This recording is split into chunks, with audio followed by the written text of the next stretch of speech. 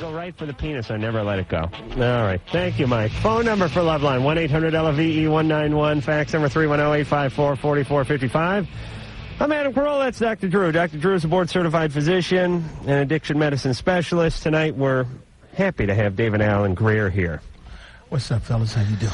Always glad to see you, David. I have a problem, straight up. I have gophers in my garden, and they ate all of my carrots, Dr. Drew. Like, they tunneled under, like in the cartoons, and sucked them out. I'm addicted to those vegetables. Can you help me? That's nice. Yeah. Can you help me? It's like one of those cartoons where they... They did. I swear to you. I woke up this morning, and there's a tunnel under there. I got to get them. That's what you open with the carrot material, David? Wow, it doesn't get better than that. I'm telling you, for the last time. David didn't know he was going to come in here tonight. That's why we forgive him. He was a last-minute publicist. He's on the Publicist Exchange Program. Here's publicists work a lot like terrorist nations, which is they capture a few people and then they trade them for other terrorists. Yes. And we had one girl from the Parent Trap who was supposed to come in here. Lisa Ann Walters. Which one is she?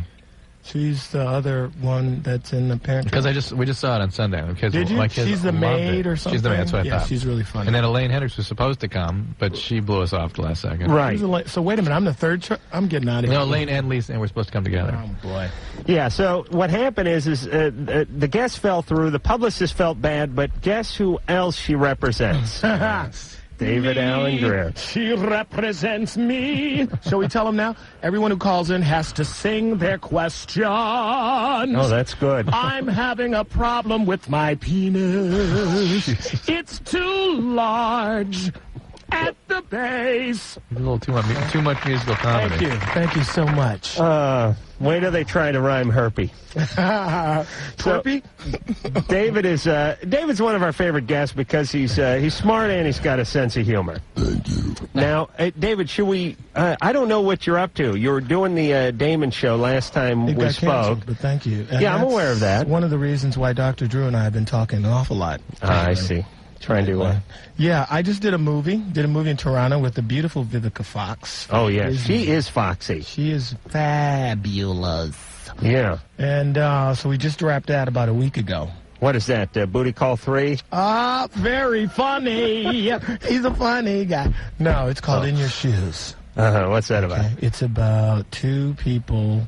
You really want to know? No. Oh, thanks a lot. But I feel like I should ask. Wacky. You don't want to know. Is it romantic? Is it romantic comedy? I got one kiss on the last night of shooting, and everyone was pissed off. So it was like, all right, that's a wrap.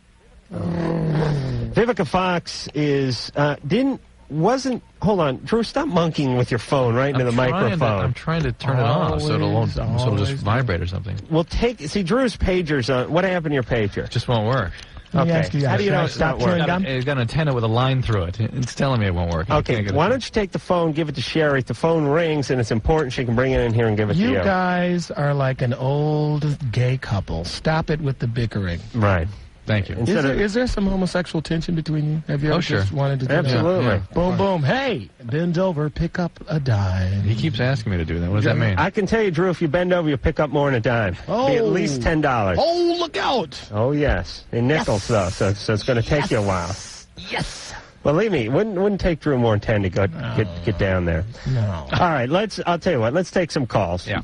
Let's see if anyone sings their question. Yeah.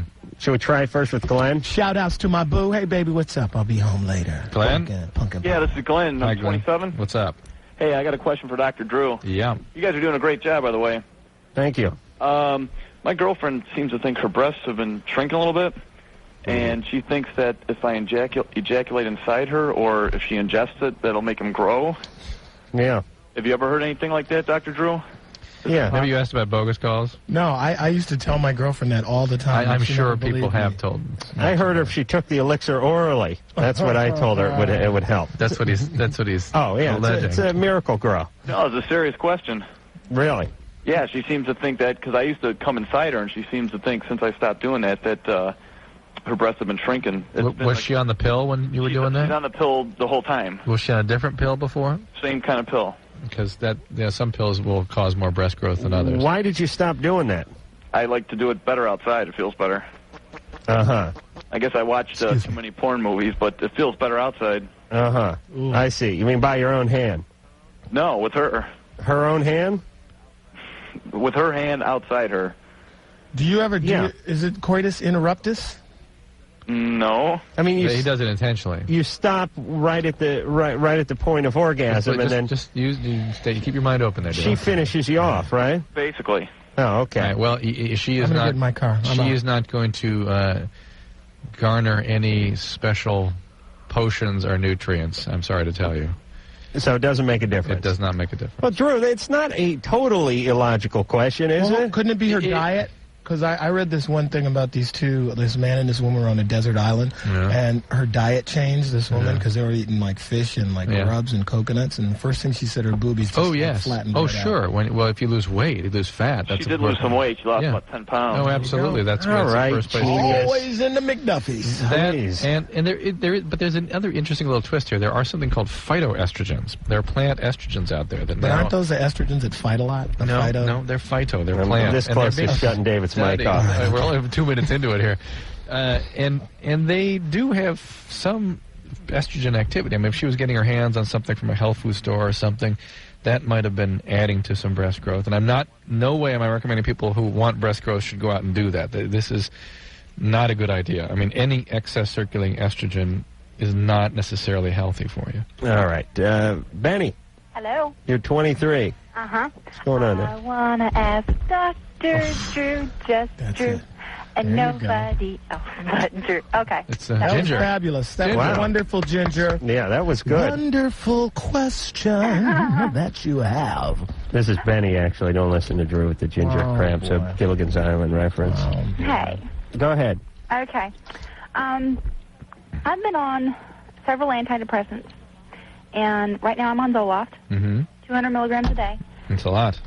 And Ritalin, which I'm supposed to have 20 milligrams a day, but lately I've found it so easy to abuse it. Is there any alcoholism in your family? Yeah, I've talked to y'all before. Okay. What's Ritalin speed, essentially, right? It's in a form of amphetamine. So you tend to want to do more of that, right? If you are addictively prone, sure. But does it feel like speed to her? Only when you use it improperly. Right, okay. And it does speed you up. I mean, if you were to take Ritalin, you would know it. I mean, you wouldn't be sleeping tonight. Tell me about it. I'm on it now. Okay. Do you know you're on it? No, I don't. Oh. Okay. Benny? Yes. So what's your question? My question is, how dangerous is that? To abuse it? Yeah. Well, how much are you using? I'm supposed to be taking 20 milligrams a day. Yeah. And I've been taking about 120. Oh, boy. Do you remember how... Yeah, that's almost twice as much. Jesus At Christ. least twice as much, huh? Do you remember how River Phoenix died? Remember his death? Kind of. That was an amphetamine death, basically. Was it? That's how people die. They get rhythm disturbances. They're sort of a cardiovascular collapse. They can have seizures. What do you do? Do you speed your heart up so fast that it loses its rhythm? Well, you put it in an environment where the normal physiology doesn't operate, and it starts kicking off very abnormal rhythms, some of which aren't able to sustain blood pressure. And you go out. That's it. You're gone. And then the heart stops? I thought River Phoenix sometimes was it'll on go. a speedball. It'll go. But it was the. I think he was doing a lot of stuff. But listen, I was with him that night. Well, as I've read a little bit about it, and as I looked at the situation, the primary issue as it went down seemed to have been stimulants. Now, it may have been the cocaine, but it seemed to have been the speed to me looking at it. Wow. And that is the way people on speed die. Now, but here's the deal. It's not so much that you're imminent danger of death, but you are on your way into addiction. And you really need to deal with that. Oh, for Christ's sake. Okay, I got to answer that. That's Drew's phone. Drew, go to the hospital then. I don't need you. Drew, go to the hospital then. I don't need you. Pager usually buzzes, not audibly, but sort of physically, and then he calls back whoever he has to call back, usually the hospital or his nagging wife at the commercial. But tonight, his pager's on the fritz, so he has to just sit there and take calls. He has to leave his phone on. You know, Adam, in Paris, they don't allow cellular phones in most restaurants. Oh, really? Yeah, I thought I'd just put that out there. You've been there? I have, several times. Oh. Well, anyway, yes. since he's busy, Adam, I emailed you.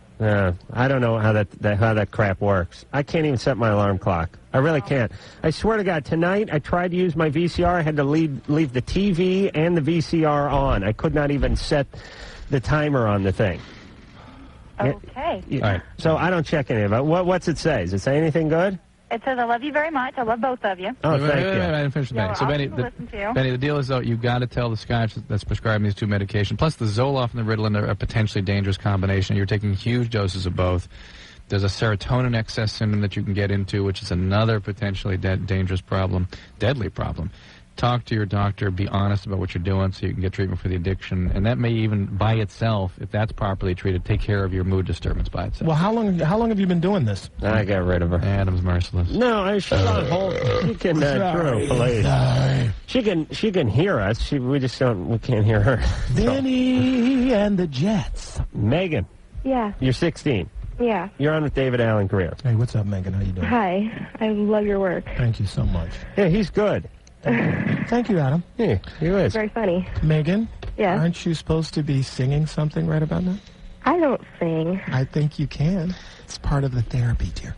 It would hurt people's ears. It won't hurt mine. There's nothing but love in this room. I'd rather talk. One. Okay. All right. My question is, how old would you have to be to get a restraining order on somebody? And by the way, David, you could get a mule to spin plates faster than you could get our listeners to do even the most benign task. Believe me. I guess. How old do you have to be to get a restraining order? You mean to be restrained or to actually go apply for a restraining order? To apply for one. Yeah. Well, I would think, I don't have no idea. I would think... You can be any age. You might need your parents to carry it out. But I think, I don't know. Well, I don't know. It would seem like old enough to get married, old enough to drive a car, that kind of thing. I don't think you'd do it at 9. I don't know the legalities. You need to call Legal Aid Society or know what. Parents. What's the situation? It's my boyfriend. And? I want to dump him, but I'm scared of what he'll do if I do, because I've tried before and he's gotten very hysterical. He threatens to hurt himself or hurt you? Both. I tell you how you... Well, if he hurts himself first, you're all right. There's no way you can keep this a secret from your parents. Are you there? Yeah. There's no way you can keep this a secret from your parents. Especially since Dad just hung up. He's taking his belt off and he's making his way toward Megan's room. Driveway. I'll restrain you, baby. But Megan, look, I mean, what is a restraining order going to do except when he comes up the driveway, cause the police to come over? You understand? Yeah. You're not going to be able to... Has he ever hit you before? Yeah. Right. He has? Yeah. Who hit you before this? Dad. Anybody? Dad? Yeah. My brother. Dad. He's 9 years older than me. He used to do a lot of stuff to me. Did he sexually abuse you? Yeah. Oh, that's nice. Do your parents know about that? Not my brother. But they know about... Somebody else having done that to you? Yeah, my babysitter raped me when I was 9. Obviously, she probably did that to your brother, too. Or he. That's right. I don't have any kids, and I don't know babysitting etiquette, but I'm guessing your tip's out the window when you engage in raping. All right, Megan, you got it. What you got to do is do what you have to do with this boyfriend, and then if he starts acting up, you have to call authorities. You have to call police. If he threatens to hurt himself, threatens to hurt somebody else, and they will begin the process. That's where it has to start. And believe me, I don't think you can walk in with a restraining order without some cause, or some evidence. That, I don't know. I was kind of hoping it would scare him because... No, it's not going to scare him. Listen, provoke him Megan, more. how old is he? 28. What do you care about your parents knowing? Can your boyfriend kick your dad's ass? I don't think so. Well, tell him then. Tell your father. Megan? Yeah. Your dad's no saint, is he? I haven't seen him in a couple years, though. Oh, so... Yeah, he left. So who is it you're hiding this Who are you from? hiding it from? My mom and my mom's boyfriend. All right, but they're both troublemakers too, right? A little bit. Little bit. I mean, what are you worried about? That they're going... this is going to burst their bubble somehow?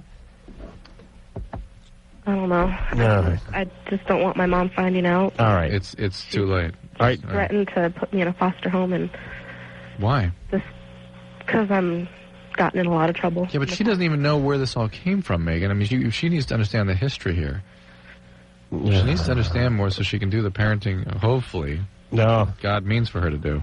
Oh, listen, if there was a God, he would have cleaned her out in a train crash many years ago. Not you, Megan. But everyone with your last name. All right. I hope it's not Jones or something, because we're going to lose a lot of innocent people. Megan? Yeah. All right, check into it first and see if you can do it. And stop going out with idiots. And I swear to God, Megan, you're going to be drawn to abusive a-holes like a butterfly, like a moth to the flame. I mean, she's really found a good one here, though. 12 years older. He's criminal already. He's a 20-year-old, a 16-year-old, loser, violent. Come on. Yeah, but it's just, David, the thing that breaks my heart about this show, besides not really being cut in on the syndication profits. I mean, that's the thing that really breaks my heart. I mean, that's the tragedy of the show. But the second thing that disturbs me mildly is the fact that these people, it's like the worse you had it, the worse you're going to have it. And that's sad. You know what I mean? The more abuse that has been perpetrated upon you. And we've asked ourselves, as we've listened to call after call, what is it about human evolution that wired that into our system? Well, why wouldn't evolution? Or, you know, I heard that women who were abused sexually by their fathers have an 80% greater chance of marrying a man who will then abuse their children. Yes, yet they don't know it. They don't go in finding that person. They don't know it. But so what is it about? What is it about human evolution that wired that into our behavior? I don't think it's evolution.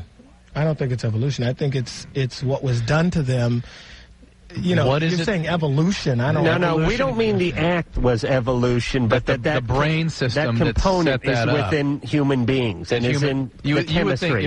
Hold on, shut up, Drew. Let me just say, if evolution were more effective, you would think that our brains would react to that by avoiding all that, as opposed to seeking it out again. Well, I don't know. I mean, after you're a victim of it, then maybe there is some subconscious thing that you say, this in evolution, what advantage could that carry? I don't what advantage could that carry for the survival of the species? That's the only thing. Hold on. Why would God plan that then? Big-headed kids who play banjo on porches all the time. That's the advantage. Well, anyway, listen, we got a letter from an anthropologist. Drew, hold on. What's another thing that is involved with the evolution of man that you could give as an example of a positive? Cerebral cortex, the part that we think with. Right. Well, what about it? You mean it's grown over the years? Yes, that evolved, and that's what allowed us to develop. All right, but give another behavioral type of thing. That's tools. Learn how to use tools. Really? What else? No, I mean, you're not giving me a great example. What I mean is a great example. If we couldn't use tools, we wouldn't be here. But you mean a behavior? Hold on. Shut David's mic off. I've had just about enough of him. I'm about to sing again. You mean a behavior? Give David an example that's equivalent to, but on a more positive beat of this phenomenon you're speaking of now. Jerry Springer? Do you know what I'm talking about? Yeah, I do know what you're talking about. The converse is true, that if you live in a stable system and have normal, intimate relationships, then that becomes a template for good relations in the future. Okay. And that may be the only evolutionary advantage, is that we have that wired in, but the price for having that wired into our system is the converse is also true. So it's like we mimic. And we thought that was a good idea originally when people were good, but now this mimicking thing is turning around and biting us in the ass. We didn't know everyone was going to be abusive, alcoholic, in reality, pedophiles. Wait a minute, everyone isn't, but when you say mimic, that's not evolution. That's like if you are taught this is how you find love in these perverted, abnormal relationships, then you seek that out. But but your dad's an alcoholic. You see firsthand the tragedy of alcoholism, and then you end up with an alcoholic. Why don't you avoid that? Why don't you avoid that at all costs? Why do you do that? Because you've been taught at a very young age. No. What is it about? Why would that be the case? Not why does it happen, but what is it? Why did that develop like that?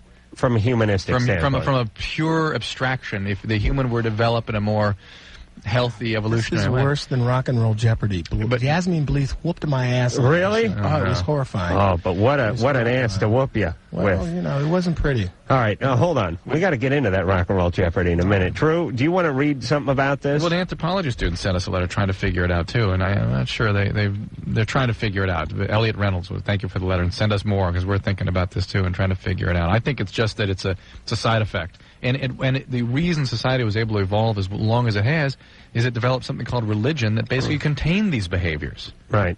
And now we've lost track of that, and all the old craps come streaming out. What are the Wait a minute, Muslims believe? Do you think that there's more sexual abuse now than there has been? No, more people Way are more. talking about it. No, David. You think they weren't doing this in the 50s and the 40s? They when were everybody doing it, was but driving it has exponential growth. Somebody that does this does it then to lots of people. And then when it happens to them, they do it to lots of people. I think it was always there, but it was taboo. No one talked about it. It was always there, but it's huge now. It's huge. It wasn't. But more people, I can't tell you how many girls I have dated Who've had that happen have to been them. sexually abused, and the last thing they want to do is cause a ripple at the Thanksgiving Day dinner by saying, Mom, Dad, Uncle Charlie, boned me. No. Nobody wants to confront it. So, and that's today. So if you Instead of think in the 14. 50s, when there wasn't even that avenue to even talk to anyone about it, they went to their graves with that. So how can you say that there is more now than there was then when you don't even know how much was really going on back then? I know it has growth. Huge growth. How do you know? Hold on. Come on. I'm going to fight him. We're gonna I get am a break. so I know, angry. but do it out in the I'm car. so would angry, you? Adam. I need a hug. You ain't getting it from me. You're pissing me off. Come here. All right, listen, we're going to go to break. I'm going to talk to David during the break and explain to him about radio.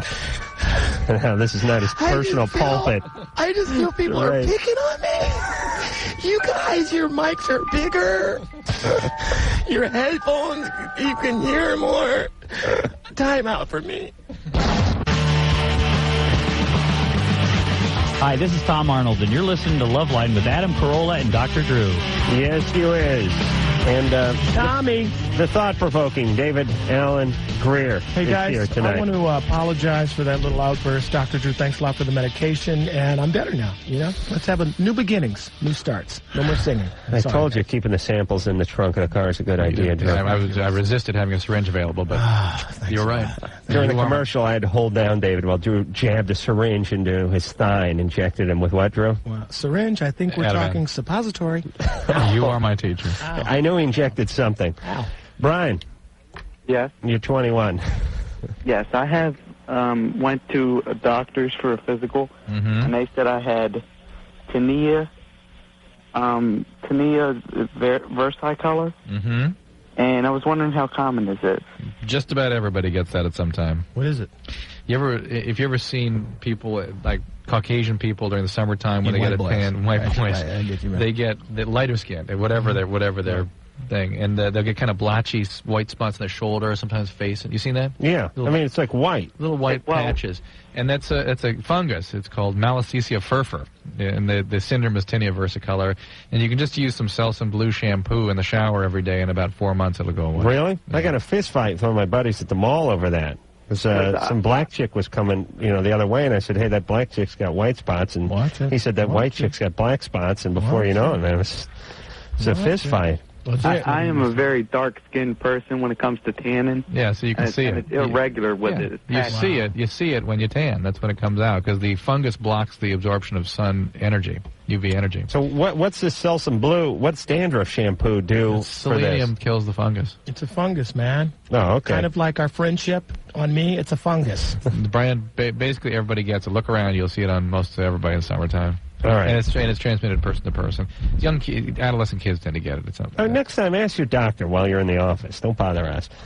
Bonnie, Hi. hey, you're 23. Yeah, I am. You're on with David Alan Grier. I love you, David. Hi, Bonnie. How are Hi, you? I love you so much. I loved you on In Living Color and especially in Boomerang, and I've been watching you on Damon, and I just you. totally think you're so adorable. Thank you. What are you wearing, Bonnie?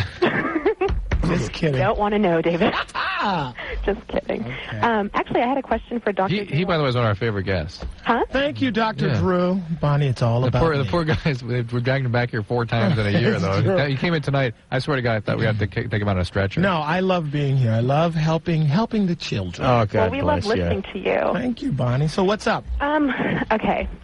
This is going to sound kind of strange, but I have these, really intense sexual dreams, and then when I go out with, I'll go out with guys, and this is when even I had, my boyfriend, we'll, attempt to have sex, but then I'll just lose interest because in my dreams it feels so real. Like I'm actually there and I could feel everything going on, And but... when you're in reality, it doesn't feel real? No, well, I mean, it feels real in reality, but I guess I'm not enjoying it as much because I know how it feels in my dream. It feels better. Much better. Right. Do you have orgasm when you're dreaming? No, I don't know. Mm-mm. Is there anything about the relationship that's different? Well, the guy's hung in her dream. But the quality of the relationship, is it somehow That's different in part the of dream? What? You guys are talking about the same. Is the person or the quality of the relationship significantly different in the dream?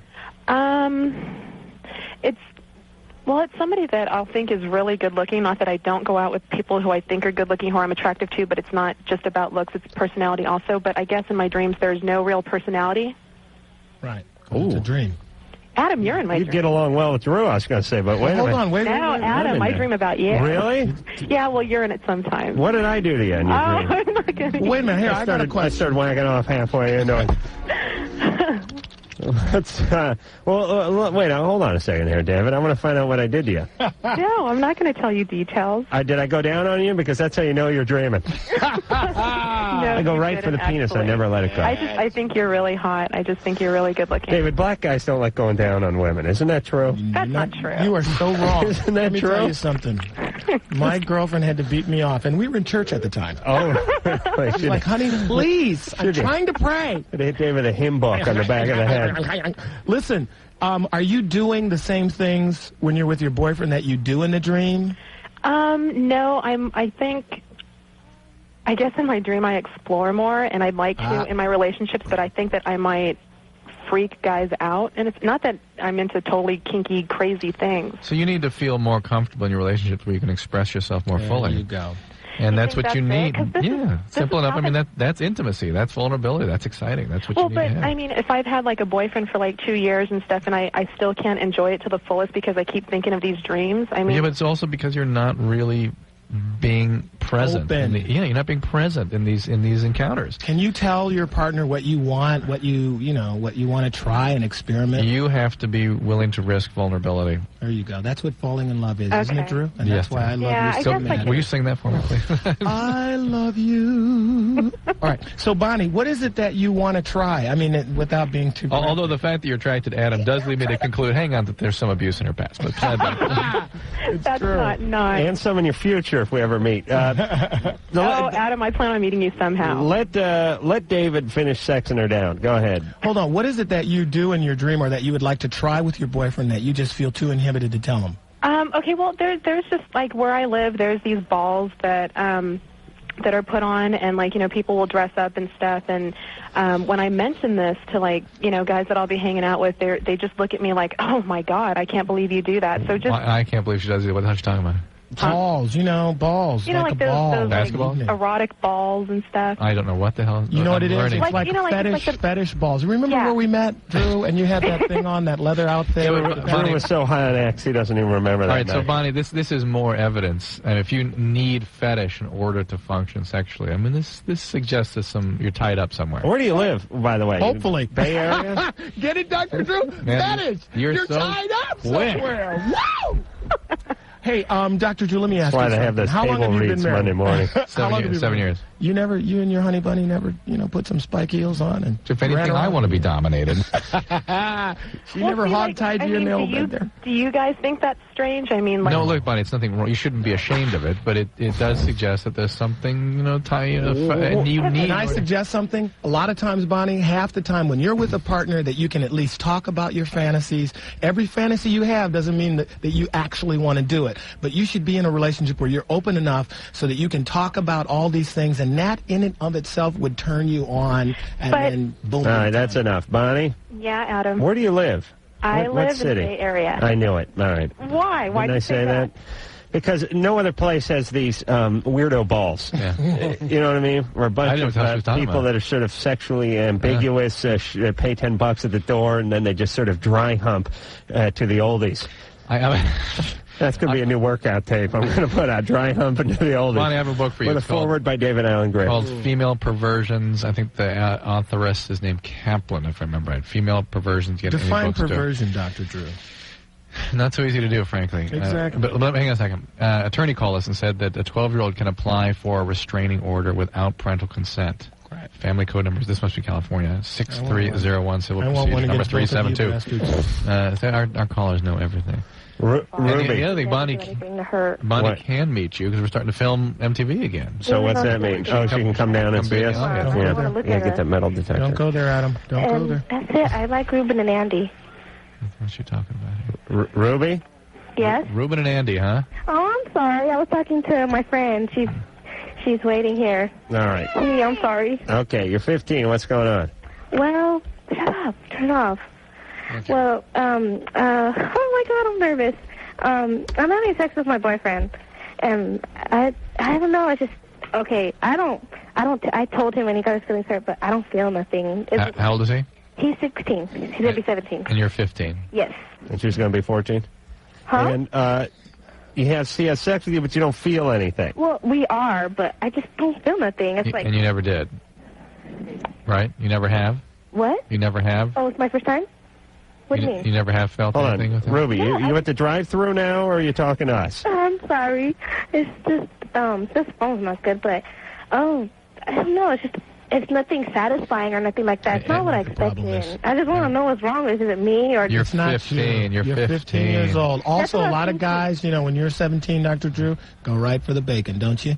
No preparation at all. No foreplay, I imagine. When you get older and you get to know your body more, then you'll know what you need and what you want. But right now at 15, who What's knows? he talking about? Yeah, he's saying that He guys, doesn't when they're do anything. 16 and horny, they go right for the bacon. Well, you go, but Ben. That's what he said. And No she's 15 biscuits involved. and she doesn't have a relationship yet. Women need that connection in order to have a satisfying Well, experience. some women, Dr. Drew, don't yes, need a I'm not going to say women relationship. should not, but most women can't, and most men certainly at 16, 17 can't participate in a real relationship. But isn't it fair to say that the 15-year-old male body is more equipped to enjoy sex The than the mechanics. 15-year-old? No, I would yes. totally disagree. No, If your sex life now, you're 57, Dr. Drew, your sex life now, isn't it more fulfilling than it was when it was 15? I'm going out on a limb here. Please help me. yes, at 15. Yeah, because you're more mature. You know what you want. Foreplay begins when you pick the person up. But You by pick them up comparison to how, I mean, the basic biologic function is there at 14. It's just there. And for women, it isn't. Right. It takes a while to sort of develop a whole capacity. So you're saying that if I get you correctly here, you're saying that the hottest chicks on the planet are these postmenopausal empty nesters with the poochie in the front there, kind of 2 or 3 kids in the other room. Is that worse? Right. Oh boy. Hey, Ruby, Uh-huh. are you using protection? Yes. Huh? Every time? No. How come? I don't know. It just slips my mind. Okay, well, Well, if you're not feeling anything anyway, please use protection. yeah, 'cause go that's ahead. not an excuse. Go ahead and get a pregnancy test because you could easily be pregnant. Oh Right now. no. I've just recently got my period. I know I'm not. All right, You Ruby. got a visitor? Huh? Auntie's in the kitchen? You got the curse? Good enough. Ruby, Huh? how old's your oldest brother or sister? My older sister is 20. I think she's 25. How long has she been married? How many kids does she have? She has 2 kids and Oh. she's divorced. Her husband was physically abusing her and she left him. Right. How old's your mom? My mom is 40, 49, 48. I don't know. And she had kids at 17, 16? Huh? No. No, because Oh, right. no, because my mom and dad, they got married to each other, and he had a year older daughter, and my mom had a husband, and she had 2 kids, and Okay. he died. Okay. And then Okay. my mom got married to my dad, and he had me and my little sister. All right, Ruby. Mm-hmm. The family's a mess, right?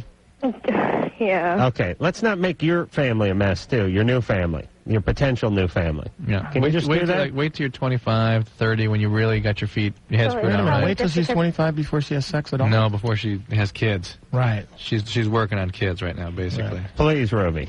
Please. I don't think want to Ruby pay for just any wants more to of get those. that love bone working there. No, they want to have kids Yeah. Do all women want to have children? Screwed up women do. before they're ready. I think all women want to get married, frankly. Sure. I don't care what they say. Oh, yeah. Oh, they do. Either, if they don't want to get married, they're either lesbian or on their way. Well, there A is lot of bags lesbians and want waiting to at get the married station. too, my Look, friend. women have a much healthier and natural instinct for stable, sustained relationships and intimacy. Wow. And part of that is finding somebody to really commit to and connect with. Right. And just nag that living hell out of them. men can come along, but they don't naturally. That's not their. They have a little bit different instinct going on. Right. What is you mean men can't be monogamous? No, for yes, they long can. term? Absolutely, they can. They're happier when they are. and they live longer, and they're healthier. That's just recently come out in some literature, in fact. Well, they're healthier because their wife don't put like a harpoon through them while they're sleeping. True, you'd live 10 minutes after your first orgasm with another woman. That'd be the 10 minutes it took your wife to drive over to the Farmer's Daughter Hotel. His last thing here on earth would be, put your hand down. Something I love about my wife, in fact. More women ought to be like that. Is your wife like that? More women ought to be like your wife. I'd move to Canada. Believe me. Listen, they'd chase you up there. I was just in Canada. Canada is, I call it the land of the dullards. Really? You take an Englishman, hit him in the head with a brick, and that is a Canadian. Really? Yeah, slow-moving people. I like that. Not a lot of passion. Can we have a break? That's 5 fine. minutes ago. All right, we'll take one. We'll be back with David Alan Grier.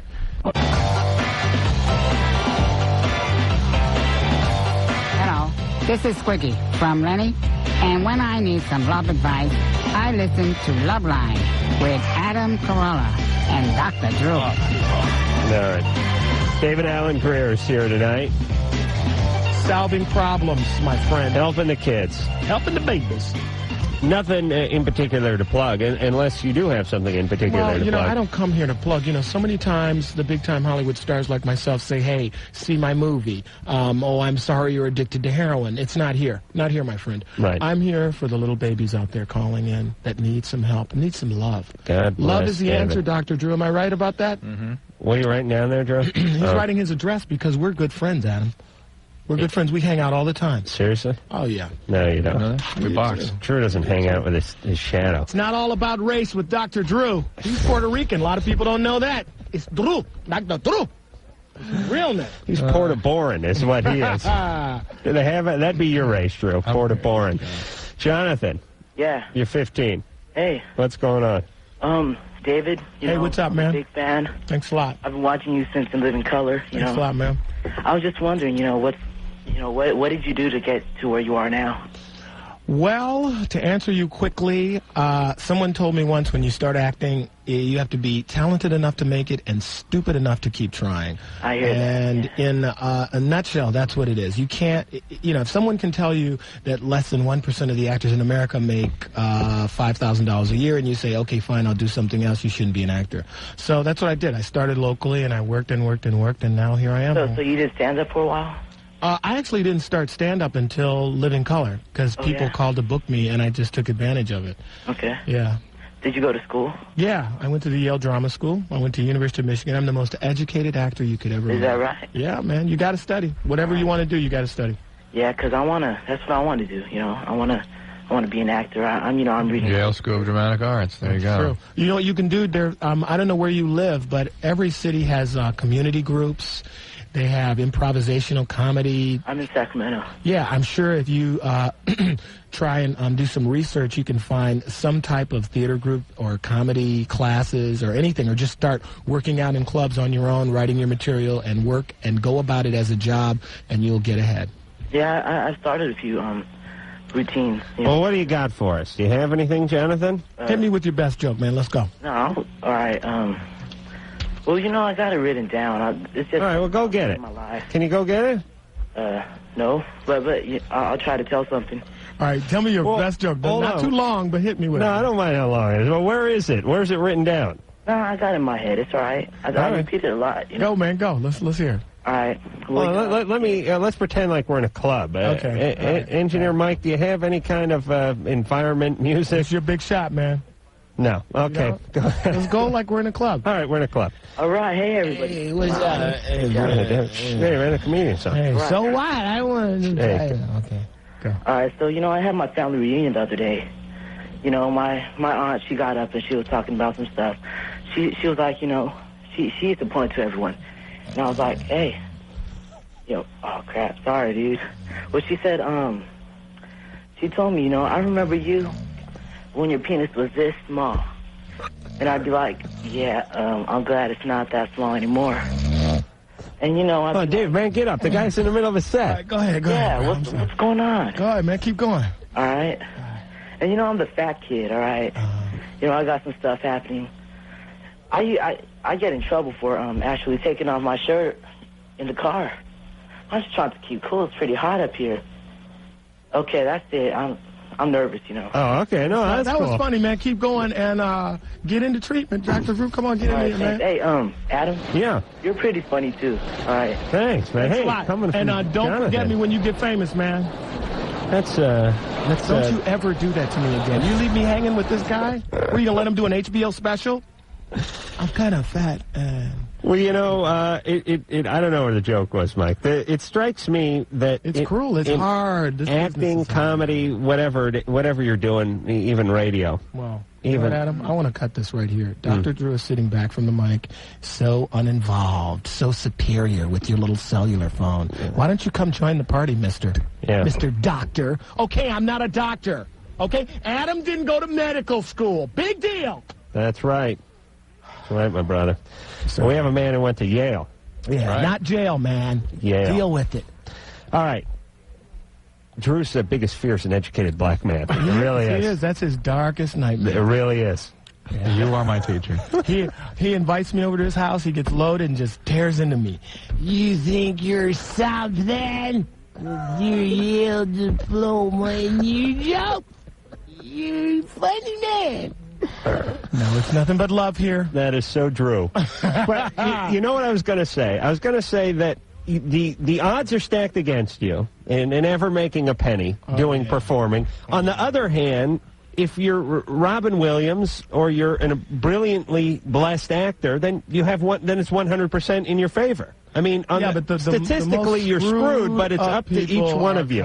Most screwed up people are comics. Tell me about it. Out of any person I've ever known. Oh, no kidding. That and porno stars. Go ahead. Lauren, you're 13. Interesting. Yeah. Hey, listen, why don't female comedians get into pornography? They're too fat. That's the that's the punchline. Drew, deal with your anger, please. Would you? For okay, I will. Okay, first, Adam, you kick ass, and so does Drew. And, Drew, I just saw you on Saturday at that, baseball game thing. You were there? Stalker. Yeah. Wow. Stalker. Did we meet face-to-face? Yeah. Oh, no kidding. And Adam, I got your autograph at the Wiener Roast. Oh, really? Yeah. I'm very friendly in person, aren't I? Oh, yes. Okay. I especially enjoyed those comments about Drew. Stalker. What'd I say about Drew? Oh, I don't know. It was funny. Oh, okay. Something about him raping his kids or something. Oh, no. That is hilarious, Adam. Did Adam say it in front of Dr. Drew's family? Because that's always peachy. No, he wasn't there. I'm almost sure I said molest, but go ahead, Lauren. Okay, well, last summer, it was, my first summer at my new house, and, I was, friends with this kid that lived 2 doors down, and he was just, my friend, and I didn't really know anything about him that much, and... How old is he? He's a grade younger than me. He's 12 now. Okay. And, well, we were just, hanging out one day, and then he, tried to molest me. And I, didn't let him because I didn't like him at all. Well, even if you did, look, would you tell your parents about this and just stay away from this kid? Well, wait a minute. When you say molest, he tried to initiate sexual activity with you? Yes.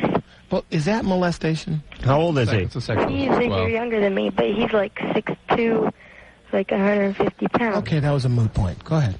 And I don't know if I should tell my parents because they're if I told them, they'd be so against any guys over my house. Well, what if... Because the other option is, what if you find yourself alone with this guy who's 6'2", and can physically dominate you? There's no one there to help you. Right. You've got to have your parents' assistance. And it's a neighbor now. You got to make sure that their environment is structured in such a way that you're not left vulnerable to this guy. I'll tell you, if God is my witness, if I ever have kids, I'm going to raise them in one of those towns that the FBI uses when they practice their exercises, where they walk down the street and a chick with groceries pops up in a window, and then another guy pops up wearing a ski mask.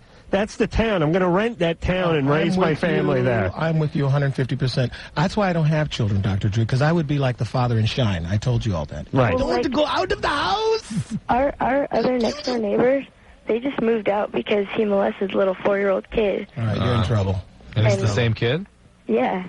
And your parents know about that, right? Yeah, my mom does, and she doesn't let us see him animore. All right, so she knows. And he goes to my school, too. So this is a different kid now. What? Is it a different kid now? Or same no, one? it's the same kid that tried me last right, well, night. They just moved out then, right? No. Oh, the other neighbors moved out. Neighbors. I see. All right, tell your parents, although your parents don't need to know because they've heard of it, right? No, she should still tell them. She should tell them. They won't be that surprised. They just need to keep her away from How sad is it that just about every parent has to have the conversation with their, 6, 7, 8-year-old?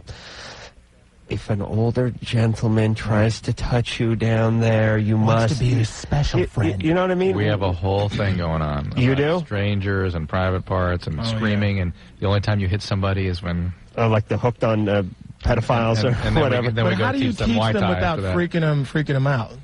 Well, that's the whole thing. It's like... It's unfortunate, but that's the price you have to pay. I'd scare them. I'd scare them right there. It's weird nowadays because you want a kid to be a kid. I mean, you want them to have a childhood. So it's like, okay, here's what we're going to do. At 4 o'clock, we're going to have a little symposium on pedophiles and molestation, and at 5, we're going to watch Teletubbies. Yeah. I can't, I have a nephew. My brother has a 3-year-old son who I love so much, and I can't even fathom anything like that happening to him, or else it just is heartbreaking. And that's not even my son. I don't know if I could deal with it as a parent. Well, imagine the impulse. We talk to kids all day long whose uncle got to them. You know what I mean? What are you trying to say? 6, 7 years old. What are you trying to say, That's the point. Imagine what impulse that would I'm not saying you're going to do it. I'm just saying let's prepare for the worst. You know what I think it is? I think molestation comes from a point of of killing that child's innocence, and that has to be something in the act of, because these are innocent children, It's a decadent act. Yeah, and destroying that and just I also think it's Drew doesn't agree with me on this one, but I also think it's an attack against the sibling. Like if you attack your brother's daughter, right, you don't have a whole lot of respect for your brother either. Yeah, but there are a lot of guys who attack kids that they don't have any relation to. Well, that's true. They seek them out. And just, my God. I'm going home right now. Okay. Yeah, your little theorem is shot to Louis. No, it's not, wise ass. Oh, Yale. that's it. Yale Come on, take a swing at me, You Adam. dropped out of Yale. Yeah, Mr. Big Stuff. Go on and hit me. Yeah. See? Oh, okay. Oh, ow. That affirmative action. He got a 800 on the SATs, and they still let him in. Oh, my goodness. Oh, no, yes. there are some smart black people. We all don't hide in the bushes like your friend OJ, okay? Could you book one once in a while, please? You got one right here. Oh, that's it. Loveline, we're running a little bit late for our top of the hour 10-second station identification, so we will do that, and we'll be right back in 10 seconds. It's not my fault. Is it? This is Loveline on radio station 92.1 KFM, Green Valley, Tucson.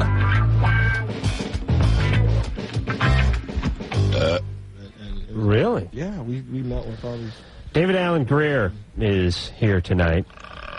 David, of course, you know from In Living Color. I didn't know you were in Boomerang. Yeah, that was 93. Okay, it's 98 now. Get with the program. Yeah. I just did a new movie, okay? That was with Denzel Washington, right? Adam. Huh? He wants to talk about the new movie. Oh, yeah. What's with the new movie? Don't you hate those guys that like everybody knows you? Hey, weren't you Bozo the Clown? Yeah, well, I'm doing regional theater now. I really want to talk about that. Right. I'm doing Shakespeare now. I don't want to talk about Bozo. Well, it's ironic because the reason they're booked on the show is the thing that they don't want to talk about. Yeah, they come in with big clown shoes on. Please don't talk about my shoes, okay? Right. I want to talk about iambic pentameter. Right. Right, it's great, yeah. And it's like, I'm really trying to live the hey little buddy character down. But I was at the Custom Van and RV show last weekend, wearing the hat and orange shirt. Didn't Adam West kind of behave that way? Well, you know what happened to a lot of these guys, at least my theory is, and this is what happened to Adam West, is these guys were all, struggling actors. They were getting a little work here and a little work there. Of course, in retrospect, they all thought they were the next James Dean kind of thing. This Batman thing is just temporary. Right. Then they took a chance on some series, and it turned out to be huge, and then they were forever this character. Now, they spent 20 years after that being bitter because they couldn't get work, except for in those Emmanuel. Emmanuel goes to prison. Emmanuel meets Batman. Or how about this? How about the guy from Taxi who left to pursue a film career? Jeff Conway. He was selling computers at 2 a.m. on TV. Right. Not even the hardware, just the how to plug in your computer. Yeah. Right. Dr. Drew, speaking of addiction, my darkest nightmare is to be at the New Jersey Teachers College Shakespeare Festival, an evening with Antoine Merriweather, paunchy, balding, and severely addicted. Oh. Hopefully that will never happen. No. With your help. Now, let me just finish my your my theory here. long-winded, blowhard explanation. Go ahead, talk, Adam. I'll show you who Go can blow ahead. hard. Come on, talk. I'll show you about Go blowing ahead. hard. Go ahead. So, 20 years after Gilligan's Island's over, Drew, would you knock that off? or Batman's over, they're pissed, they're bitter, they're fine thespians who are forever wedded to the cape or have to don the hey buddy cap or hey little buddy cap or what have you.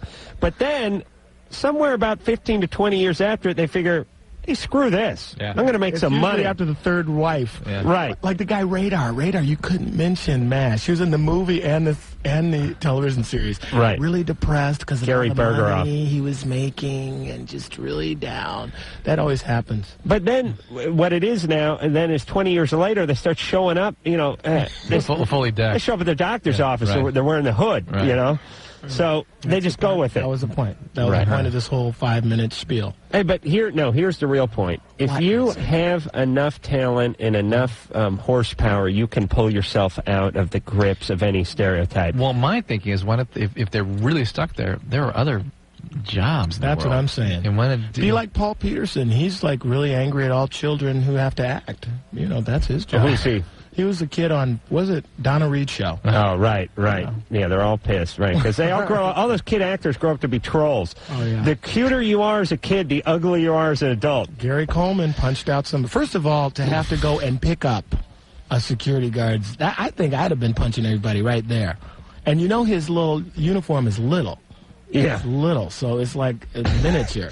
What is he doing, though? Like jamming his head in the spokes of the motorcycle that tries to flee the scene after they rob the mall? You're shoplifting, right? You're shoplifting, and Gary Coleman comes up. What are you going to do? You're going to laugh. Hey, man, put that down. You're just going to laugh. You just step right over. Angie, Yes. you're 24. Yes. What's going on?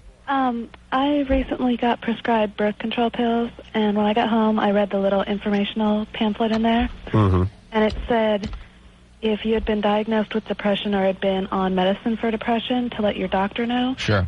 And so my question is, can it cause depression or make it worse? It can. It can also make it better. Oh, really? Yes. So you need to consult with whoever was treating your depression in the first place. And I would suggest if you need to be on the pill, and if you've been prescribed the pill, take the pill. And if you start having instability of your mood, discuss that with your physician, decide whether you should continue on it, and decide whether you should have any other forms of treatment. Okay. Okay, but I don't think it should cause you to stop. It should just cause you to be on alert that these kinds of things can happen. Okay. All right. Hey, Dr. Drew, let me ask you something. Has there been a rash of depression lately? I mean, it seems like everyone is depressed now. Yeah, everyone is seeking It was Epstein-Barr Yeah, I know. before. That's right. A medicinal Now it's- cure for depression. And whatever happened to Epstein-Barr? Is it gone now? Listen, it's had that syndrome has had many names over the years. It used to be called neurasthenia, and it's had all kinds. It used to be of called no count, and then it was lazy, and then there There's still chronic fatigue. Slacker, lard ass. But there's no longer any attempt to specifically limited attempt to try to ascribe a particular viral cause. Here's my point. Maybe. Oh, here we go. No, I don't have a point. That's Thank it. you. I'm moving ahead. Mike. Yeah. You're 29. Yeah, wow. Yeah. You guys put people on hold too long. Righty. This is a guy. Oh, by the way, Mike has been on hold for 14 minutes in 27 seconds. Well, maybe he's in crisis, Adam, Mr. Hardheart. Let me just for fun, we have there's 7 calls on hold. Mike has been on hold the least of 6 of them. Well, he goes back to the them. back of the line. He certainly does. Why don't we listen to Mike and we'll take it in order of people that have been on hold for the longest. Jessica's been on hold for 40 minutes. Let's take Jessica. All right, Jessica, you're 12. Hi. What's going on? Hi, Jessica. Okay, I had sex with my boyfriend, and he's 15, and, just a couple days ago, I had sex with his friend. And you're 12. Yeah. And how old were you when you started having sex? It was just like this year when I'm 12. How about before that? Well, me and my boyfriend first had sex. What happened to you before that? Well, like when I was 6. Yes. My ex-friend's brother would just like mess with me. There you go. Yeah. Yeah. Well, that's what triggers all this. Hey, let me ask a question. Jessica, do you think that you should be having sex at your age right now? No, not really. Then why are you doing it? I don't know. Just Somebody messed with her at 6. I know, but she knows in her heart. She knows better. That a lot of people that engage in these crazy behaviors know better. I'd say, hey, listen, most people who do heroin, yeah. Most people who drink to excess, most people do anything that is to excess, like talk and make long-winded, nonsensical comments. Hey, Mike, put down the porn hotline phone and get ready to get poised. I've been thinking about shutting David's mic off. You can't shut me up. Jessica needs me, man. Engineer Mike, put that on a card, please. Sorry, Jessica. But did you have a question? Well, I don't know because I don't know how I'm supposed to tell my boyfriend because, okay, he's 15. Yeah, you need to stop all this, Jessica. You need to tell your you're boyfriend way to put over in your his head. pants. Yeah, you're way over your head here, and this is an expression of the pain and chaos that's grown out of having been sexually abused. You didn't get any treatment for the abuse? No, well, it wasn't like a big deal. I never thought about it. You know what? How did I know that it happened to you if it's not such a big deal? What happened, by the way? Dr. Drew, why is it that so many, like these young men, when they talk about the experience, they go, it's no big deal. Now, because it gets do submerged. they really feel that? They unconsciously, that's what they feel. But to cover all that up requires you basically organize your whole personality around suppressing a lot of heavy stuff. Right. And then you go out and try to rectify that, and with your peer relationships, you try to act that out and solve those problems. You're compelled to do that. Rectify. I'm not comfortable with that word. That's what I said. I changed it to compelled. Okay. Thank you. And phi as in phyllis or phallus? We make a good team. Very good. Very good. Very good. Jessica? Yeah. All right. So you're calling because you're 12, you're having sex, you know that's and you can't contain these not a good behaviors, thing. and she's having sex with her best friend, because these relationships, the way you're starting out, are going to be very painful and very destructive, and this is just the beginning. You're going to seek out more abusive relationships, and those that aren't abusive, you're going to sabotage like this one. You realize if she doesn't have sex for 2 years and then starts up again, she'll be 14. I know. Hey, Jessica, please. You know what we're saying, right? Yeah. And maybe get some treatment for the abuse. Oh, I'd say, yeah. She's 12 years old. How's she going to get some treatment? I just don't know how, to tell my boyfriend and to... We're telling you not to keep him as your boyfriend. Okay. See, a lot of these young girls, they think that they have to have sex, Dr. Drew, in order to keep these old guys. Oh, yes. That's totally wrong. Well, no, because it wasn't even... I was the one who brought it up, because we never even talked about it. About sex. And then I just, popped the question, really. But you're in, what? My ex-wife did the same thing to me. 7th grade. You know, same thing. Yeah. 6th grade? 7th grade. I'm in 7th. I'm going into 8th grade. Oh, you're going in 8th. And from the 7th right to the 8th? Yeah. Must be a genius, sister. Well, no, I'm going to be 13 in a couple weeks. Uh-huh. Yeah, I went to 7, 7 1/4, 7 1/2, and then they let me in 8. Ah, nice. And it was begrudgingly. It's only because my dad wrote him a note. Hey, Jessica? Yeah? And what grade's your boyfriend going into? He's going to be a sophomore. High school. He's going into 10th grade. Yeah. Okay. All right, break up. No more sex. Please. Just say no. Like No. Nancy Reagan said. It's hard to get her. How do you get her to understand why that's so healthy for her? And why the situation is so bad she doesn't see it. Well, when you're at that age, it's all about peer pressure. You want to be accepted. And a lot of girls, a lot of young girls, they want to have a boyfriend. I mean, it's like the most important thing in the world. And if the only way you can keep a guy is to, bang, bang, bang. That's not do the it. way, though. Yeah, but just the fact that she's with a 15-year-old at 12 suggests there's something that's up with her. All right, we're going who's on hold the second longest? That would be Beth. You're 35. Yeah, I'm a little bit old for this show. No, you're not. And oh, by the way, go green. You should know what I mean. I hear you, baby. Michigan State? I know. I didn't go to MooU. That was a cow town, honey. I went to University of Michigan. I know. I heard you say that. Yeah. Okay, what happened? What's wrong with you? I'm not addicted to anything. Oh, cut it off. I've been dating a guy about 3 months now, and I'm wondering if and when I should tell him that I had sort of a nervous breakdown about 4 years ago. What exactly did you have? Oh. That nervous breakdown is a term, by the way, for everybody. It's just a term that doesn't mean anything. He's not. Okay, so I can let me slide by with that, okay? Well, what happened? Depression and suicide attempts. Okay, so you had a severe depression. That's all. I mean, listen, we were just talking about the fact. like this every day. But we were just talking about the fact that everybody has depression today, and that's not something to be ashamed of. Yeah, but everybody doesn't. Well, actually, in my acting class, 2/3 of the kids tried to commit suicide. You're in good company. Some of the most brilliant minds in history were severely depressed. Well, no, I Drew got a master's and everything. There you go. I'm pretty intelligent. It just was. Was the depression associated with any sort of grief or loss? No, it was work situation, being too involved with work and layoffs and things like that. Okay. All right. So you had a severe depression. I mean, you don't have to. I don't think you need to get involved with how severe and what you did in response to it until. Why do you even have to broach that subject at all? Oh, yes, you do. As a man, let me tell you something. Well, I think it's going to scare him off. It would scare me off. You scare him off. He's not worth keeping. Spill all the beans on the first slice of pizza, honey. Don't listen to the. Yes, get it out. I don't want to be dating some woman for 4 months and all of a sudden her crackhead ex-boyfriend comes banging on my windshield. I want to know it all up front, Dr. Drew. I want to know about the hammer toe. I want to know about the illegitimate kids. I want to know about the stretch marks. I want to know it all. She wants to be known as a person before you start, dredging 4 years ago, and I think I'm You're trying to hook them in with your feminine wiles, and then all of a sudden, oops, David, I only have 4 fingers. It's a little cathartic you today. You do what I figure every woman I date is a web-footed crack whore, and then if it turns out not to be true, it's all gravy. You see? Then I'm delighted one day to find out they have 5 toes. Listen, it's been 3 months. I'm sure he's got some skeletons in his closet. Well, yeah, but still, we're still officially dating. I mean, it's not something you just say to somebody. But as long as you're not lying. Has he ever asked you? That's my first question. Yeah, do not lie. Any history of abuse? Any drugs? Have you been to Haiti in the last 6 months? Thank you. Listen, if he hasn't asked, you're technically in the clear. But I would say tell him as soon as possible. The subject of mental health has not come up. Hey, Beth. Well, do you hear the nasally drone in the middle? That's the voice of reason. Okay.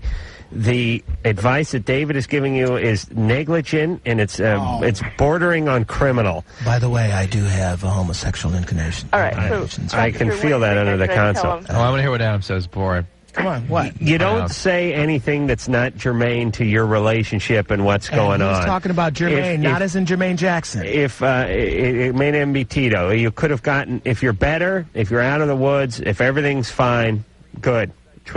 Treat the suicide attempt like it was an old boyfriend. You don't need to talk about it. If you have a bad day and you wind up naked with a butcher knife in the kitchen, you got some explaining to do. I would say take it from there. Once a relationship is established, that you're really getting down to talking about yourselves and your past, and really, you know each other, and you're really filling out your sense of one another. That's when you bring it up. Right.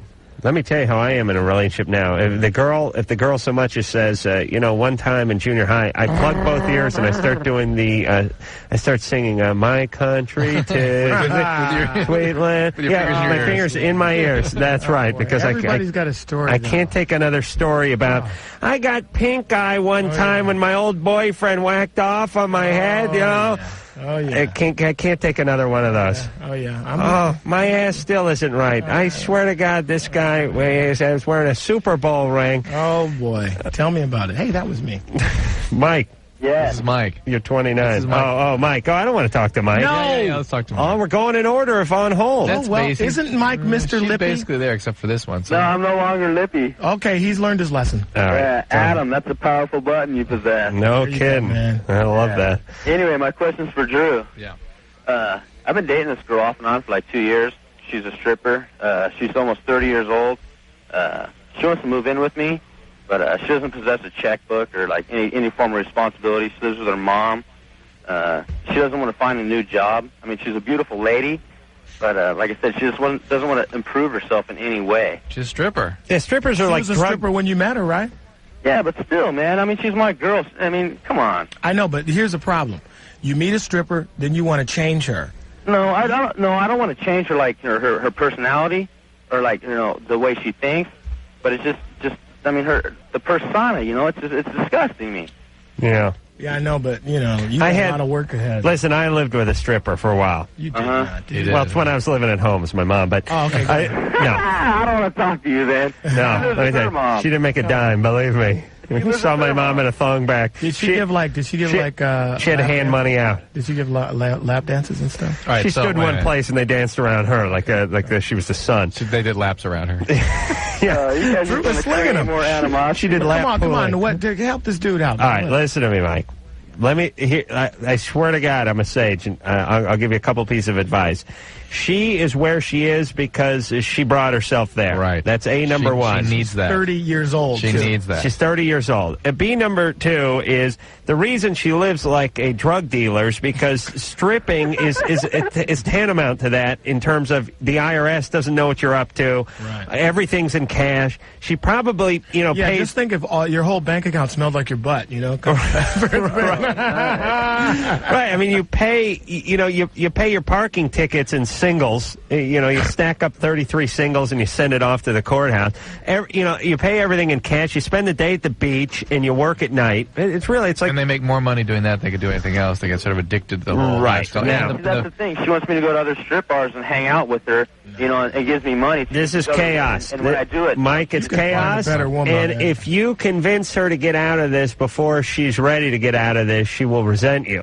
Oh, you know what? That's exactly what it's creating, total resentment. And how long have you said on and off for 2 years? Find somebody else, man. The other thing, 5 trillion people. whether you know it or not, I'll bet that she was sexually abused when she was younger. Yeah, totally. She told me like 7 times. All I right. said, well, how can you be, All right, be Mike. in a situation So 7 times? let us continue in our crystal ball Mike's here. pissed at her. Yeah, she was sexually abused. 4.5. You're 4.5. 600-pound uncle sat on her. Her ability. Couldn't you gotten out of there? Go ahead, Dr. Drew. Go ahead, Dr. Her Drew. ability to have a relationship is going to be gravely impaired. Listen to him. You're going to be so hurt. Her whole being now is about being in a position of power in relation to Well, men. hold on, Dr. Drew. Didn't you just say her whole being is about being? Does that make sense to Her you? whole being is about creating a Don't position of dissect the power show, David. in relation to men. Much better. I'll bring Her up whole that being is being and being about being. You got a McHale's Navy drop we can play to combat that is this it. sort of thing? Come here. Put him up, buddy.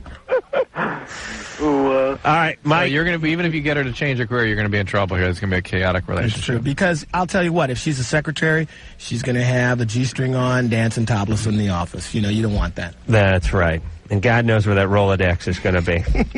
All right, we'll be back.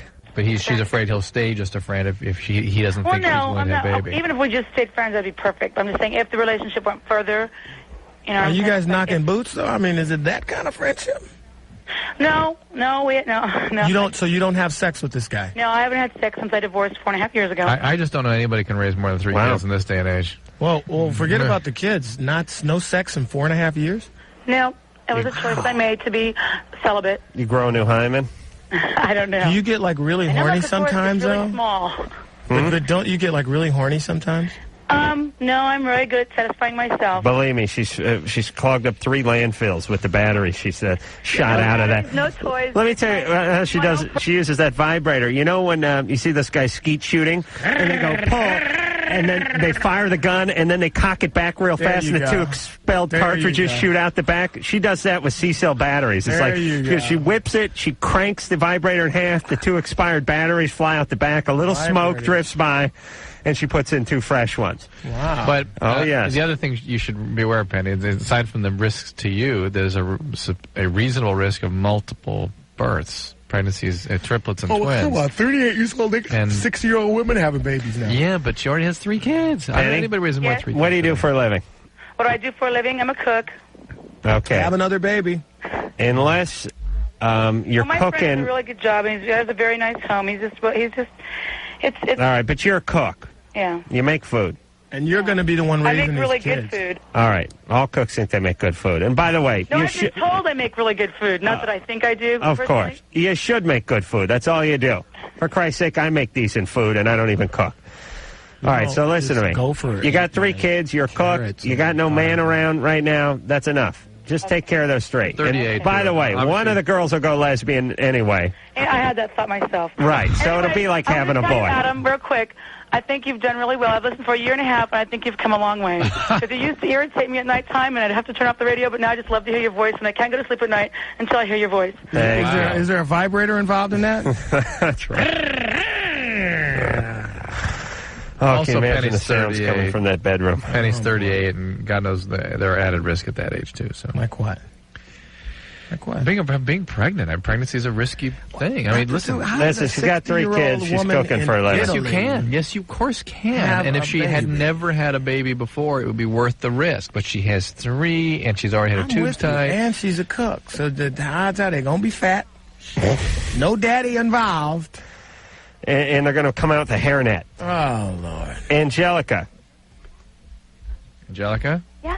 You're 17. Mm-hmm. What's going on? Well, okay, I'm nervous. That's all right. We're trying to coax David out of his shell, too. I've been with my boyfriend for about 7 months. Mm-hmm. And, we've been having oral sex, but we haven't exactly had sex. But I'm not getting any pleasure out of it. Well, when you say we are having oral sex, is that giving and receiving? Yes. Mm-hmm. And, he's probably not doing it long enough. You're not enjoying it, being the recipient of it? Well, I want to. Right. But I don't know. I don't know how. I've never had an orgasm. You're doing too much thinking. Right. Why aren't you checking things out on your own? What do you mean?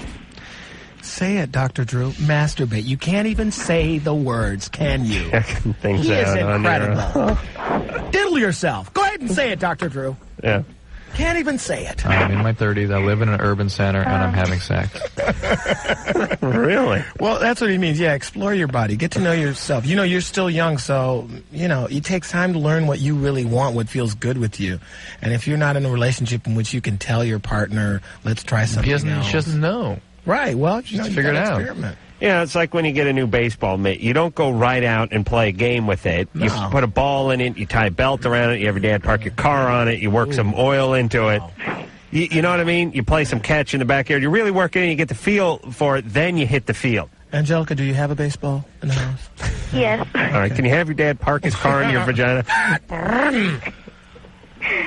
I guess he could park his motorcycle. Have you ever... Oh, I can't even say Angelica. Mm-hmm. All right, so, but here's what I'm thinking. Mm-hmm. It sounds like you're feeling a little self-conscious. A lot of gals are. It's funny. Women at like 15, 16, they're like, I feel really bad. He's down there. I don't know if it's good. I don't know how I'm supposed to react. Words. He won't kiss my cookie spot. Right. And then when they're 35, they're like smoking a Tiparillo. They've balanced a bottle of Courvoisier like on the guy's like head. this. He tells me he likes it. He likes it when you do it, or he likes to do it to you? Do it to me. Right. He loves it when I do it to him. But you're not. That's the difference between like and love. Most guys do. But you're not real comfortable with him doing it to you, right? Well, you feel a little self-conscious, right? Kinda. Okay. Are you doing it all just to make him happy? Yeah. Well, no, because it doesn't bother me. I don't mind it. It's not something like you I don't like it. Wait, it's not something you're supposed to be doing because it doesn't bother you. Okay. That's true. It's not a good reason to do Again, it. Dr. Drew, my ex-wife would tell me that all the time. It doesn't bother her? Yeah, it doesn't bother me. But just get off me. Angelica, here's the deal. You're having sex. You're too young. No, we're not. You're not too young for everybody, but you're too young for you. You're not into it. You're not enjoying it. And these are all reactions that are telling you to stop. Well, I want to know how I can have an orgasm, though. Well, you have to be in a Masturbate. caring, loving relationship, or get a really good Something called the vibrator. badger. Oh, is that... Now, Angelica, listen, learn yourself, and then be with a guy. That's it. I don't know what you want us to tell you. You have to relax, you have to be comfortable, and you have to know how things work. You're not willing to do any of those things, and you're 17. Don't be so hard on her. All right. Angelica? Mm-hmm. Do you know what I'm saying? Give yourself time. Don't be so hard on yourself. But I'm not. Okay, what is the answer that you want us to give you? I don't know. I just want to know, I don't know. Masturbate. Right now. That's it. In a bathtub with the running water down there. Right. Although... on your little love button there. I worry that you get used to something, That's so wrong. and it's hard to go back. No, but you're that's wrong. a step forward. You get used to getting something going is all... Hey, listen, Why? if vibrators were so great, then women would never go out with men again, okay? People want loving, interpersonal relationships. Right. That's why they do it. I mean, girls, You just told her to get in the tub, though. Yeah, because she wants to have an orgasm. She can give herself an orgasm. It'll open her up sexually, and then she knows she can have one. Then maybe that'll make it easier when she's with her partner. Anne killed 2 birds with 1 stone. She started dating the Culligan man just out of high school. Hold for applause and continue. David told me never to do stand-up before we... Please, God, stay away from comedy. Please, Adam. I never go near it. Oh. Liz. Hey. Hey, you're 17. Hey, Adam, I'd like to say long-time listener, first-time caller. Fantabulous. All right. You're on with David Alan Grier. How you doing, Liz? Pretty good. How about yourself? Very good. And you? Good. Okay. Yeah, everyone's good. What's your question? Okay. All right. Well, my friend, I know you're not supposed to take calls about friends, but she doesn't really think anything is wrong. Her boyfriend went down on her for the first time, like, this week, and she was telling me about it, and she said she got all numb. Like, her hands first started going numb, and then her arms, then her legs, and then she, like, couldn't talk. And He was chewing an Altoid, huh? No. Yeah. But she also said it was kind of like being paraplegic because her hands curled up and she couldn't straighten them out and everything. She's hyperventilating. This guy's good. That's hyperventilation. What do they call, Dr. Druth, what is the little death known?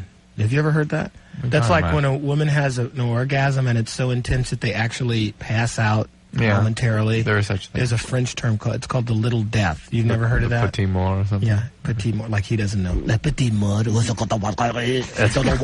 you are referring to the petit mort? Yes, the little death. Let me tell you, Drew. Is that it? No, that's not what we're talking about. Yeah, I think that's an American sort of... I don't think that's what they're referring to. Liz? Thanks for shooting me down, man. Thanks a lot. You see how boring the radio gets when the guys went to college? We're on it.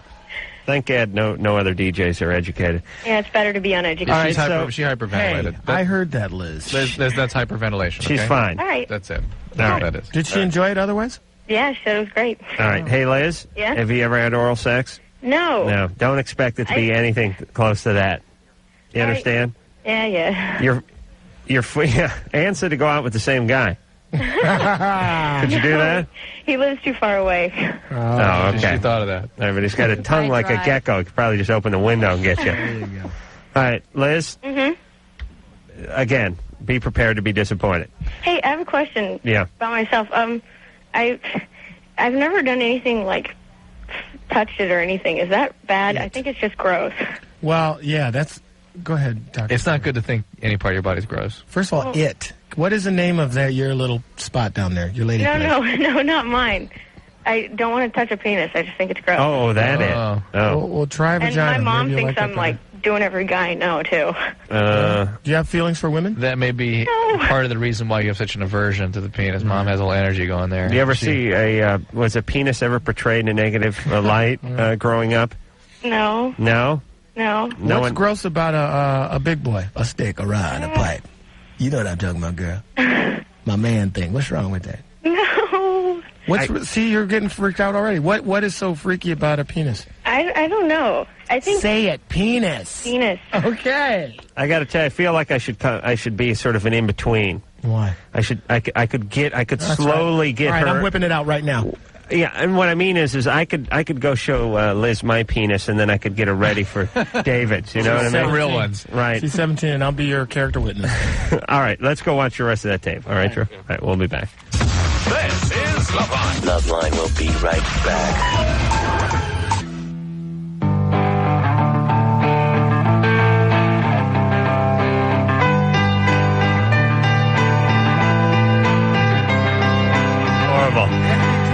David, huh?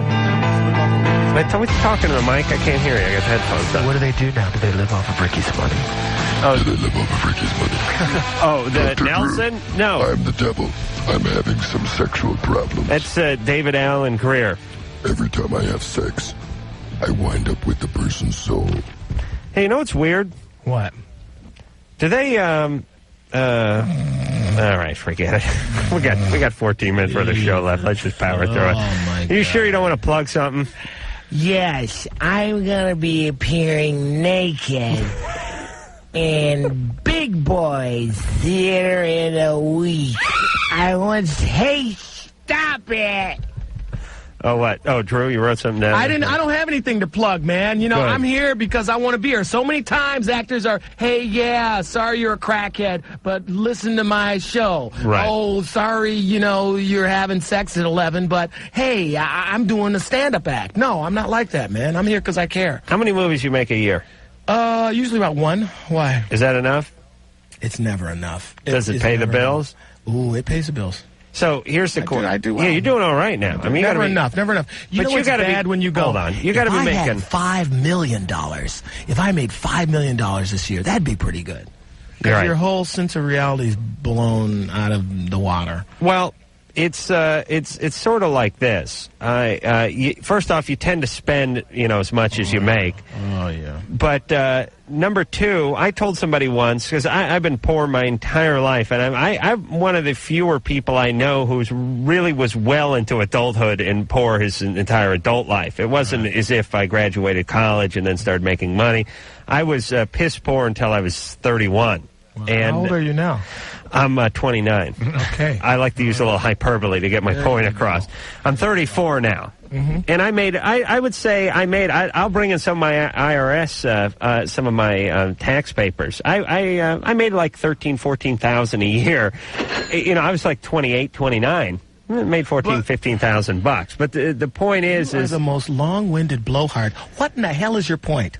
The point is I make more money than I need right now. There you go. But every penny after the amount that I need, it doesn't matter if it's a nickel over that or $1 billion over that. I don't really enjoy it. You only spend what you got or what you need. Yeah, but also it's like this. For a long time, I worked more and more because I get more and more money. So I worked 30% more, but my life's enjoyment didn't go up 30%. So that's exactly why you have to change your lifestyle. You're making enough money. If you enjoy your life, then that's all you need. Right. Well, you make one movie a year, you make a couple $1 million, and that's good. That's cool. And then you worry about gophers. Peter, oh, sorry, Drew. Heather. Hi. You're 22. What's going on? Hi, you guys. I just want to say hi. I like you guys all and everything. You guys are great. Thanks. My question is, I'm 22 and I've been sexually active since I was 14, and I've had some really bad relationships along the years. And now that I'm engaged, I find myself having difficulty becoming aroused and intimate with my fiance. And I'm wondering, is this going to be a problem, now to our relationship, and will it hamper when we are married? Will this problem, go on? No, it'll go away on the wedding day. Well, wait a minute. How long have you been going out with this guy? My fiance? Yeah. For a year and a half. Was there a point where you guys were really like, little rabbits there for a while? Yeah, in the beginning. That always happens. Yeah, that always happens. Did your counseling? Did your sense of that's true. Did your sense of who he is change as you got to know him? It's just I have a difficult time relaxing and trusting him just because I've had so many bad things happen to me that I feel like it's going to happen again. All right. Well, that's what happened to you. When I was 14, I was a 20-year-old guy raped me. Yeah. What happened before that? What happened? Nothing. What was happening in your life around that time? Around that time? Yeah. Well, my dad wasn't in the picture, obviously, and my grandfather had just disowned me a year before, and he was the only father figure I had. You had a bunch of stuff going down. Why'd your grandpa disown you? Probably because I started my period. He thought I was going to turn into some, I don't know, monster or something, and just didn't want anything to do with me. Listen, what happened before you were 14? That was it. Huh? Nothing. Who touched you? Huh? Nobody. I don't think that was it. I think this is something I'm picking up on. Some around 14, if things go bad, there's a divorce or a death, that's one way they'll start acting out. Thank God my parents had the dignity to get divorced when I was 7. They didn't want it to stick. And I don't know why grandfather was so abusive, but that Heather, did you ever go into counseling after your rape? No, I kind of tried to hide it from my parents. They eventually found out, and they wanted me to get counseling for it, and I just kind of didn't want to deal with it. And right now I'm in counseling just for, like, family issues. Because Do you talk about it? Huh? Do you talk about your rape? Yeah, but they really don't do anything to help me. Do you talk about how your feelings have changed towards your fiancé? I try to, and the counselor kind of just avoids it. Are you sure you're not experiencing it that way? I mean, it doesn't make sense that they would avoid something that you want to talk about. No, because, I primarily went in because I have problems with my mother and my grandmother here. And then I tried to discuss how I had the intimacy problem with my fiancé, that, I'm worried about how this is going to affect our marriage, later on. So she may have a point, because a lot of therapists are going, look, my job is not to go back 20 years. I don't care. I'm here to solve your family It's not problem. just their job. It's that the HMO that's allowing them to see the patient only is giving them 4 visits, so they have to stay very focused. Hey, Heather? Mm-hmm. Is your grandfather still alive? Yeah, but I don't talk to him. I haven't talked to him in almost 10 years. About therapists. What's your grandpa's nationality? He's Hispanic. No. Is there some kind of weird Santeria BS he's going with or something? Well, I don't know. Something happened to him a long, long time ago. I guess he was adopted and it hit the roof and he couldn't handle it. And ever since then, he just had problems with the family. He told my mom when she was pregnant with me that he wanted nothing to do with me. And then I guess he adored me after I was born. I just, thought the world of him. And then when I was 13, he disowned me. He just didn't want anything to do with me. Because she became a He can't woman. stand my grandmother. They're divorced, and then my parents are divorced. So I'm raised by 2 divorced women. Okay. And you're getting married. Listen, don't Yeah, get... I know. That's what I'm afraid of. Slow down, sweetie. Don't get married. That's right. Just go ahead. Let me tell you something. You're too young anyway. 22. You're too young to get married. Whatever the pain that you're going to experience right now by putting a halt to this marriage is going to be 10 times as much 4 years from now when you have 2 kids and a few years of marriage on your belt, and then you want to put an end to it. And you're living with a bonehead who's dry I'm humping not you so every night. sure she needs to put an end to it. She just needs to put some effort No, I into don't think she needs to put an end to the relationship, but hold off on the marriage. Well, but if she, let's say she terminated this relationship, what do you think she would do? Find another messed up relationship. That's right. Dr. Drew? That's right. Do I get a point or So, like a bell or something? You get a gummy bear. Mike? Listen, wiseacre, I'm not saying end the relationship. I'm just I know. saying slow down. Hold off. Stay in Hey, that may counseling. be a good name for All your right. production company, Adam. Wiseacre Productions. How's that sound, Dr. Drew? It does sound good, doesn't it? Wiseacre. This has been a Wiseacre production. 40 wiseacres and a mule. Dr. Drew, you are just a contrarian. Tisha. That's a nice projection. Contrarian. Anything I say, David goes, it is not true. That is so... Yeah, talk about projection. That's not true. Tisha. You're 18. Yes, I am. What's going on? Okay, I'm 18 years old. I'm married to a 17-year-old. I'm trying to get a divorce now.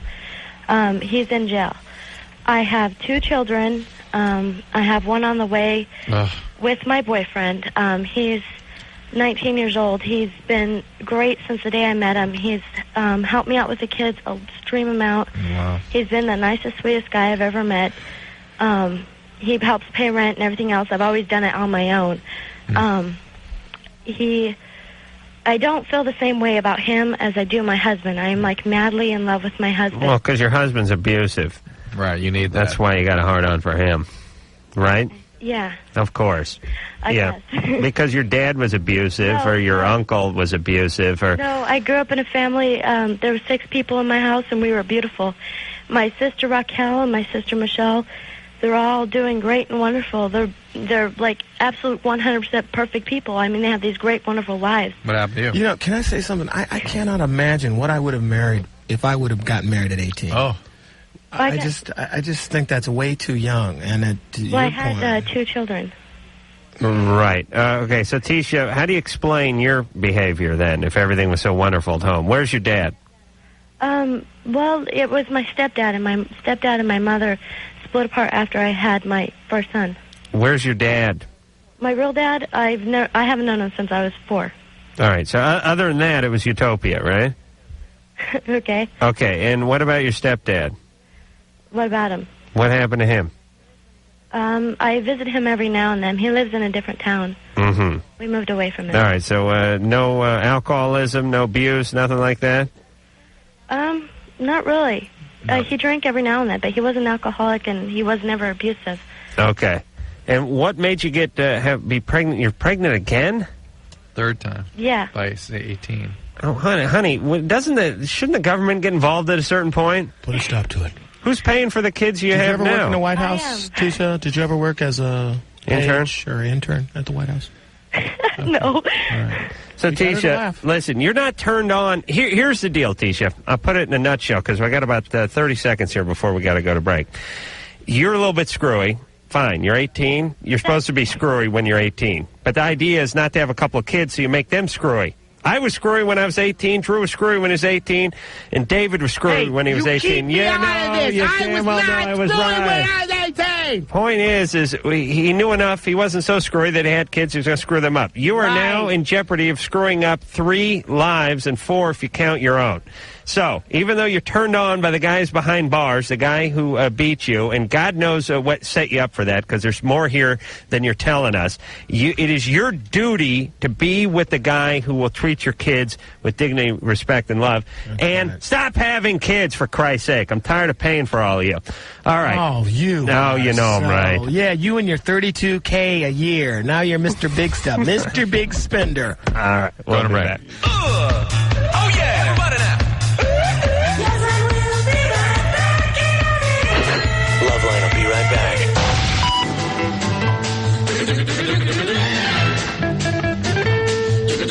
Loveline. Exclusively on Tucson's New Rock, 92.1 KFMA. We're here. Oh, okay. A little freaked out. Yeah, that's it, David. I'm not leaving. We'll see you tomorrow. Okay. No, I'm not leaving. You don't have to leave. You'll be here when we'll be back by 24 Next hours. caller. Press the button, Adam. Come on. Next, Jennifer. It's over, baby. Jennifer, just let it go. press another button, man. Come on. Denial's the Bernard, first one. Bernard 22. What happened? Who Start the touched you show. when you were young? Then anger. How many kids did you have? Start the show talking about Are you restraining sexually orders. active? We're going to finish the show. Tony, are you out there? Listen, I can help you if you just stay on the phone. All right, have David. you attempted suicide before? Thank you. And until next time, David Alan Grier, thank you very much. Until next time, Sam Carolla, Doctor, is saying mahalo. This has been Loveline. The opinions expressed herein are not necessarily those of the staff or management or producers or directors or the advertising or anyone. They might be Bob's. I'm Bob, and they're mine. The producer of Loveline is Ann Wilkins. Loveline is a presentation of Westwood One Entertainment. We now return you to your highly tested, regularly scheduled programming. Bye.